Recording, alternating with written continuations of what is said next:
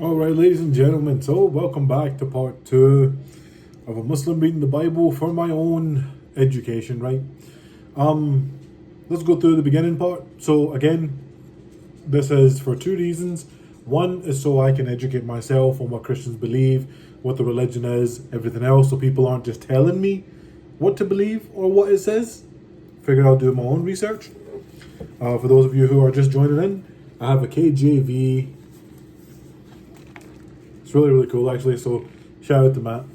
And number two, my genuine hope is that more Christians might see this and say, right, if Muslims can read our Bible and learn about us, we can read their Quran and learn about them. And it's simply so that each group stops believing what the media are saying, and that's it. Like, the media are saying this is what must be true, without actually doing any research, you know what I'm saying? So, we left off on Genesis 2:24, so we're going to start from Genesis 2:25.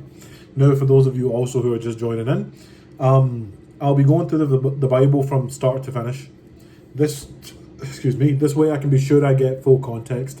This way I can't be like, well, I don't know the context to XYZ, because I'm reading the context to XYZ. And I mean no disrespect by this by any means. I know a lot of Christians who've never read their Bible, like, at all. You ask them to tell you a Bible verse and they're like, eh. So if anything, it's an education experience for all of us as one, you know what I'm saying? One last thing before I start. It might seem cheesy, but genuinely my intention is just like, can we all just come together for a wee bit? You know what I mean? Like, I'm not saying we have to be best of buds and barbecuing at each other's house and all that. I'm not saying that. I'm just saying genuine kindness, it really isn't that hard. And genuine empathy and understanding of each belief also really isn't that hard, as I'm trying to prove by reading the Bible with you guys, right? That said, we're going to go through the whole thing from start to finish. I'm obviously going to be doing it in bits. And we're starting with today. We left off on Genesis 2:24. Now we're on Genesis 2:25. Let's grow and let's have it. And they were both naked, the man and the wife, and were not ashamed. Now the serpent was more subtle than any beast of the field, which the Lord God had made. And he said unto woman, Ye hath God said, Ye shall not eat of every tree of the garden. And the woman said unto the serpent, We may eat of the fruit of the tree of the garden, but of the fruit of the tree which is in the midst of the garden, God hath said, Ye shall not eat of it, neither shall ye touch it, lest ye die. So obviously this is Adam and Eve, right? So Muslims have a similar story. It's a wee bit different, but like I said, that's for another day. I'm not into debating, by the way. Let me just make that clear too, I guess. This isn't to disprove anything or prove anything. I find it hard not to give my take on Islam because that's what I know. So it's hard not to be like, well, Islam says this and that. This isn't meant to be disrespectful in any way. This isn't to call out. This isn't to any of that grandeur that there's more than enough of on the internet. If what you want is Christian versus Muslim, this is not the place you're going to get it. My whole intent is we genuinely are better off together as allies rather than enemies. You know what I'm saying? And the serpent said unto the woman, Ye shall not surely die, for God doth know that in the day ye eat thereof, then your eyes shall be opened, and ye shall be as gods, knowing good and evil. And when the woman saw that the tree was good for food, and that it was pleasant to the eye, and a tree to be desired to make one wise, she took of the fruit thereof, and did eat, and gave also unto her husband with her, and he did eat. So, obviously the story of Adam and Eve in the Bible, as I'm reading, is different than it is in the Quran, right? In the Quran, obviously there is Adam and Eve, except it wasn't Eve that went and touched the tree. It was Adam that actually went and did it first. So we've got it in reverse right there. You see what I'm saying? So a wee key difference. I'll try and make the differences as friendly and as easy to understand as possible. You know what I'm saying? Because I think it is important to at least know the differences, especially if you're tuning in for the reason that I'd really like you to tune in for. You know what I'm saying? And the eyes of them both were opened. Let's do it this way. So we can read together? Oh. I didn't think of that, bro. Here we go.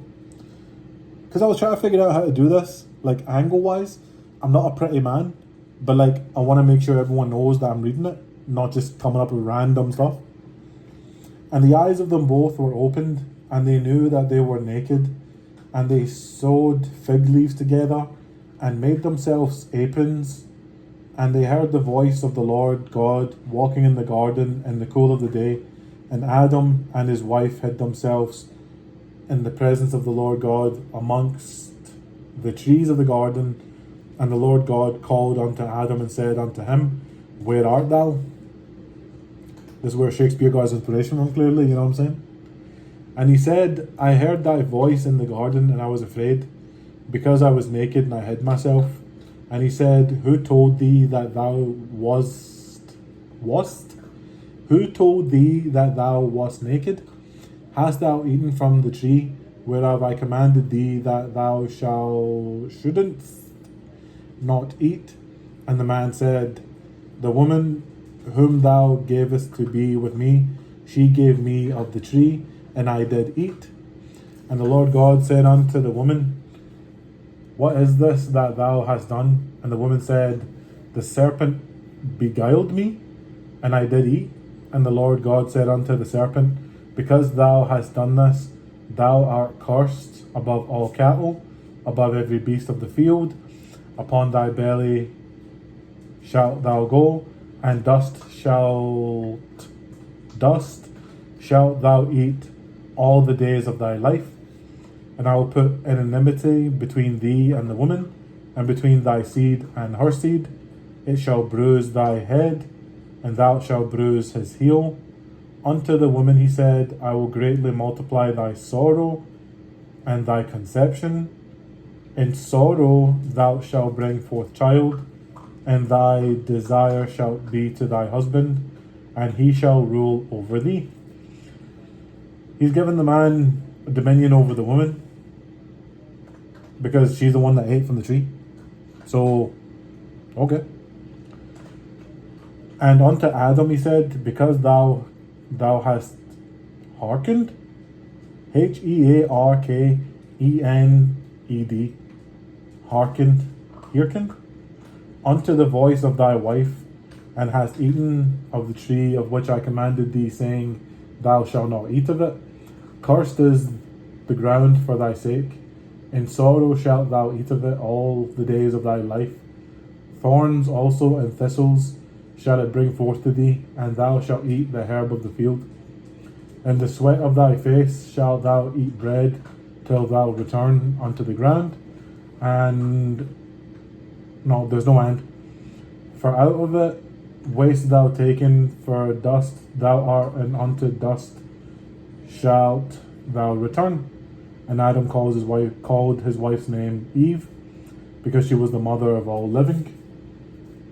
Which is funny, because Muslims say Adam and Eve are the original mother and the father. We're the children of Adam and Eve. So there we go. Unto Adam also and to his wife did the Lord God make coats of skin and clothe them. And the Lord God said, Behold, the man is become as one of us, to know good and evil. And now lest he put forth his hand, and take also of the tree of life, and eat, and live forever. Therefore the Lord God sent him forth from the Garden of Eden, to till the ground from whence he was taken. So he drove out the man, and placed at the east of the Garden of Eden cherub. Oh, good grief, the dyslexia is working hard today, boys. Cherubims. Accent might be a wee bit thick too today, bro, so stick with me, eh? And a flaming sword which turned every way to keep the way of the tree of life. And Adam knew Eve his wife, and she conceived and bare Cain, and said, I have gotten a man from the Lord. And she again bare his brother Abel, and Abel was a keeper of sheep, but Cain was a tiller of the ground. And in the process of time it came to pass that Cain brought of the fruit of the ground an offering unto the Lord, and Abel also brought of the firstlings of his flock, and of the fat thereof. And the Lord had respect unto Abel and to his offering, but unto Cain and to his offering he had no respect. Yeah, seems kind of harsh. And Cain was very wroth, and his countenance fell. And the Lord said unto Cain, Why art thou wroth? Why is thy countenance fallen? If thou dost well, shall thou not be accepted? And if thou dost not well, sin lieth at the door, and unto thee shall be his desire, and thou shalt rule over him.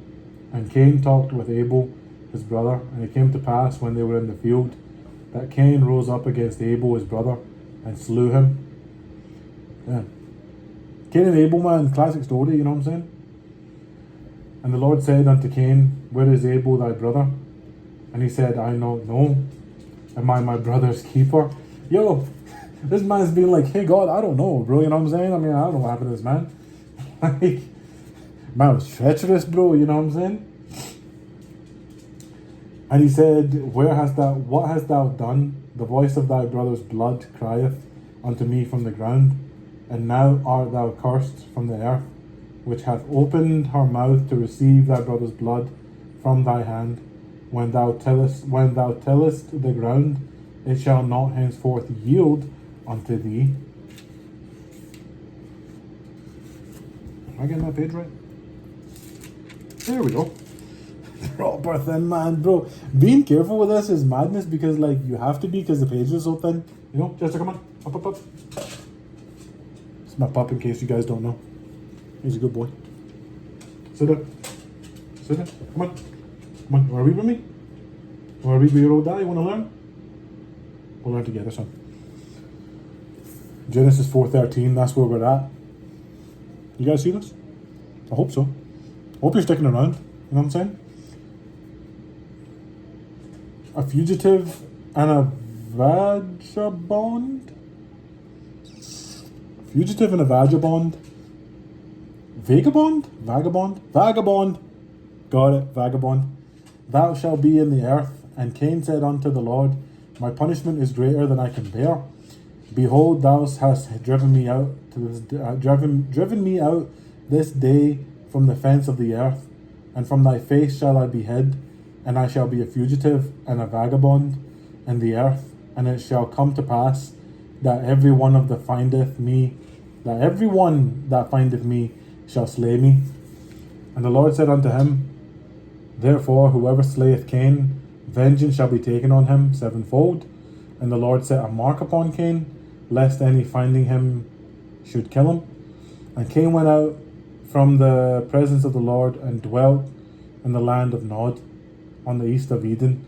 And Cain knew his wife, and she conceived, and bare Enoch. This is where Enoch comes in. Bro, it's funny, man, right? Because I understand the differences between Islam and Christianity. Don't get this twisted, right? I understand the differences. But like the fact that Enoch's in here too, bro, come on, man. Like, I don't know, man. Maybe it's because like I genuinely love Islam and being a Muslim that I'm not genuinely scared reading this. It's just to read so I can learn about my Christian brethren. But come on, man. Like, we're reading about the same people. This is not cool. I don't know. Maybe it's just me, bro. And he builded Enoch, and he builded a city, and called the name of the city after the name of his son Enoch. And unto Enoch was born Irad, and Irad begat Mehujael.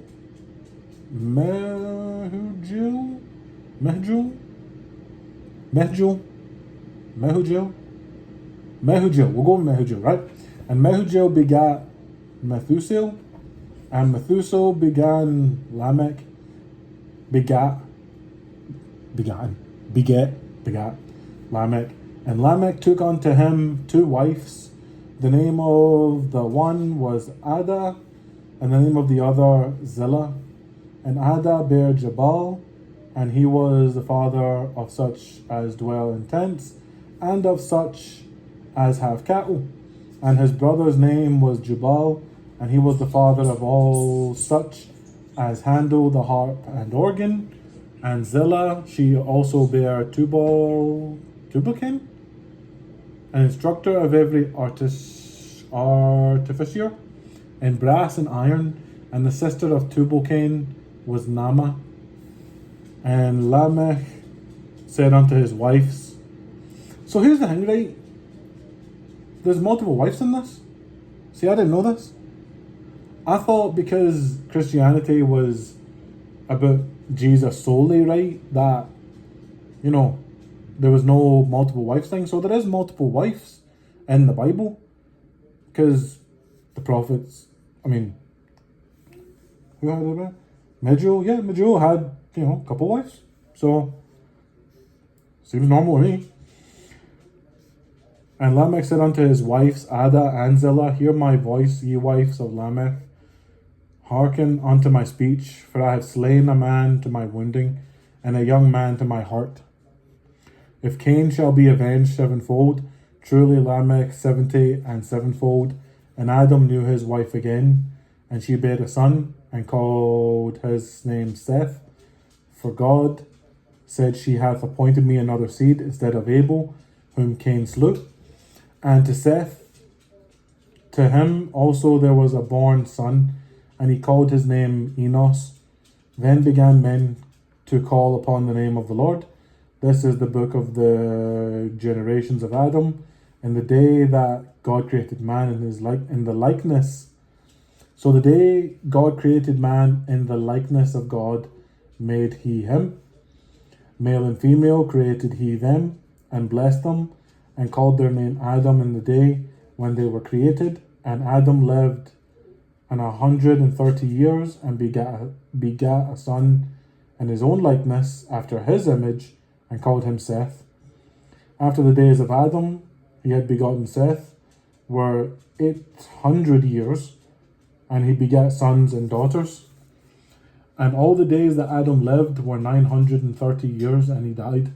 And Seth lived 105 years, and begat Enos. And Seth lived after he begat Enos 807 years, and begat sons and daughters. And all the days of Seth were 912 years, and he died. And Enos lived 90 years, and begat Canaan. So not Cain, Canaan. And Enos lived after he begat Canaan 815 years, and he begat sons and daughters. And all the days of Enos were 905 years, and he died. And Canaan lived 70 years, and begat Mahalaleel. You know what's funny, man? I'm Pakistani, man, and I'm trying to pronounce these names properly. Mahalaleel. Sounds about right. And Canaan lived after he begat Mahalaleel 840 years, and begat sons and daughters. And all the days of Canaan were 910 years, and he died. And Mahalaleel lived 60 and 5 years, and begat Jared. It's funny how it goes from Mahalaleel to Jared. Is that no mental? No? You go from one proper like Middle Eastern name to Jared. That's funny, no? And Mahalaleel lived after he begat Jared 830 years, and begat sons and daughters. And all the days of Man, I can't pronounce this properly. I'm going to try my best. Man, please don't crucify me for this. Mahalaleel were 895 years, and he died. And Jared lived 162 years, and he begat Enoch. And Jared lived after he begat Enoch 800 years, and begat sons and daughters. And all the days of Jared were 962 years, and he died. Enoch lived 65 years, and begat Methuselah. I said that right, bro. You know what I'm saying? And begat Methuselah 300 years, and begat sons and daughters. And all the days of Enoch were 365 years. And Enoch walked with God, and he was not, for God took him. And Enoch walked with God, and he was not, for God took him. I'll be honest, I don't understand that. And Methuselah lived 187 years and begat Lamech.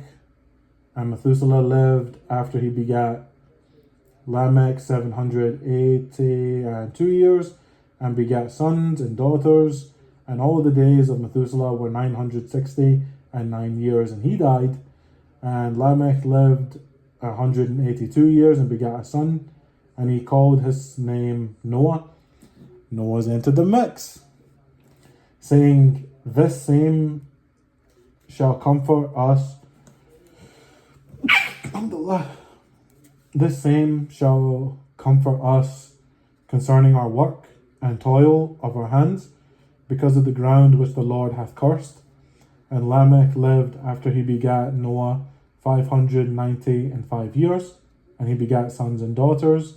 And all the days of Lamech were 777 years, and he died. So we're stopping at Genesis 5:31. Ladies and gentlemen, I'm actually having a lot of fun doing this, I'll be honest. We've got to Adam and Eve. Enoch is in here. We're getting to Noah. Listen, man, also, and I say this with all seriousness, right? I'm going to face you guys just to make sure you understand this. If you are reading, researching anyone else's holy book, right? Please treat it with respect. Don't be that guy that's like tearing pages out of it just to prove a point of, I hate using an expletive when I'm doing this, but don't be an arsehole. You know what I mean? Like, it's one thing to throw intentional insults at someone for their religion. It's another to like, it's hard to even say it, bro. It's another to just rip apart the holy book just to, cause drama and make a scene for yourself. I genuinely, hand on heart, man, couldn't ever imagine just tearing this. I couldn't imagine it. It doesn't even enter my brain. You know what I'm saying? And it's just so easy to have respect for each other, ladies and gentlemen. I'm going to end it with that. Please be nice with each other's books. Please be nice with other people's beliefs. Never force your beliefs on anyone. Let's be honest, if they don't accept it in their heart, they're not going to go to paradise anyway. Ladies and gentlemen, stay blessed. Let's grow and let's have it.